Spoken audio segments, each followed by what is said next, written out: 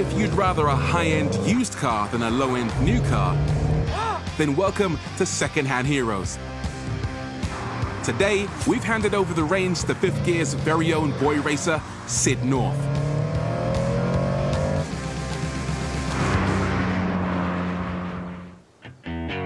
So you want 4 seats, maybe 5, and you want a big boot to swallow everyone's luggage.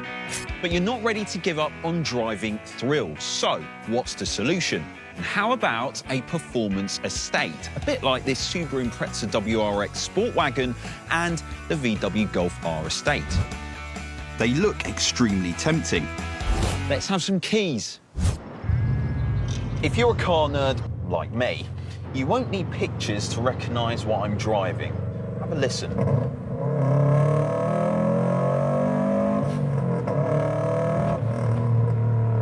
Yes, the Subaru. There's nothing out there that sounds quite like an Impreza. It's almost like the engine is misfiring, but it's just a characteristic of the car.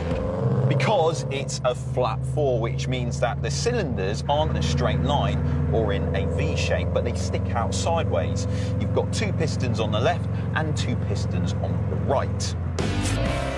Launched in 1992, the WRX was based on the car that Subaru were using in the World Rally Championship. In 1994, when it was launched in the UK, it cost £18,000. Today, you can pick up a WRX estate for less than £5,000. With a turbo bolted to its 2-litre engine, the power output was 220 horsepower, which can propel this car to 62 in just 6 seconds. However, while the 220 horsepower is good, it's not that good.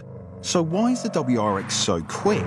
Traction is the Impreza's secret weapon because it's got a permanent 4-wheel drive system with a clever differential, which means that it can distribute power to wherever it needs it best. So, what's it like to drive? Well, it's actually a good laugh.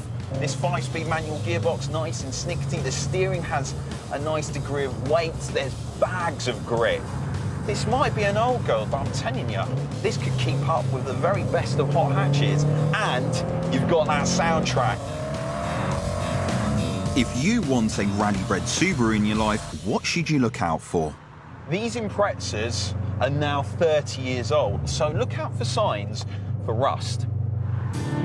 The areas to check include the wheel arches, sills, suspension struts, and around the rear screen. Buy a good one because the cost to fix could hit £2,500. The 4-cylinder doesn't get as much cooling as the other 3 and can overheat, initially on start-up, and then eventually over time it will start knocking. And staying in the engine bay, high oil consumption could mean that the piston rings have failed. Any sort of engine overhaul could set you back nearly £3,000. Time for some golf. Everyone knows that the VW Golf has been around for ages, and the Mark I GTI, which came out in 1976, is to be considered as the godfather of all hot hatches. And in 2015, VW applied their Go Fast knowledge to an estate version. In fact, they went one better. Because this isn't a Golf GTI estate. It's a Golf R estate. And that R stands for racing, which makes a huge difference. The Mark VII Golf GTI had a 2-litre turbocharged 4-cylinder producing 220 horsepower. Which is nothing to sniff at. However, the Golf R has 300 horsepower. The GTI's engine was reworked to increase the power, but the revisions didn't stop there. Gone was the usual front-wheel drive system, and in favour came 4-wheel drive, just like the Impreza I've just driven. And like the Impreza, the combination of power and traction it produces is mighty impressive. For example, 0 to 62 comes up in just over 5 seconds. Not bad for an estate that can hold 1,620 litres with the seats down. and it's ULEZ compliant. On the outside, the only nods to its outrageous performance are the special edition alloys, quad exhausts and subtle body extensions. But fast is one thing. Is it fun? Well, the answer is a massive yes. The engine is an effective power plant. It revs hard and strong, and the brakes are good too. When it was new, the R Estate cost £35,000, which was a lot for a Golf, even one as good as this.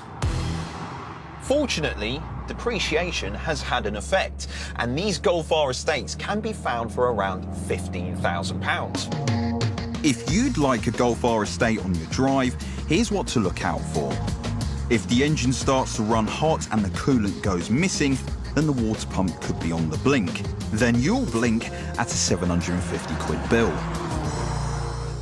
If the DSG gearbox struggles to find a gear, or if there's any worrying vibrations coming from it, then one of the fancy clutches could be failing.